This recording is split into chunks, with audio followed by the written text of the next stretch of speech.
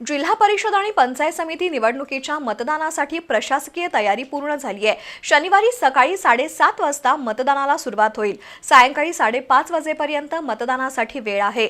मतदानाचा हक्क बजावून लोकशाही बळकट करण्यासाठी योगदान द्यावं असं आवाहन पन्हाळ्याचे निवडणूक निर्णय अधिकारी समीर शिंगटे यांनी केलंय।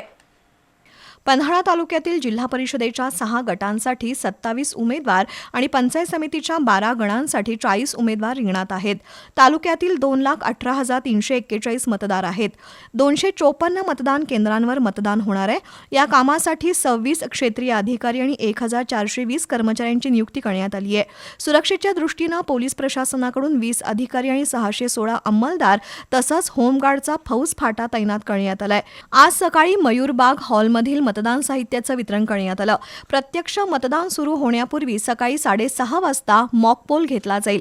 सकाळी 7:30 ते सायंकाळी 5:30 या वेळेत मतदान होणार असून या कामासाठी निवडणूक यंत्रणा सज्ज असल्याचं निवडणूक निर्णय अधिकारी समीर शिंगटे यांनी पत्रकार परिषदेत सांगितलं। मतदान झाल्यानंतर ईव्हीएम मशीन आणि महत्त्वाची कागदपत्र मयूरबाग हॉलमधील स्ट्रॉंग रूममध्ये सीलबंद करण्यात येतील। निवडणुकीची मतमोजणी 9 फेब्रुवारी रोजी सकाळी 10 वाजता सुरू होईल। ईव्हीएमच्या मतमोजणीसाठी 21 टेबल तर 2 टेबल टपाली मतांच्या मोजणीसाठी सज्ज झालेत।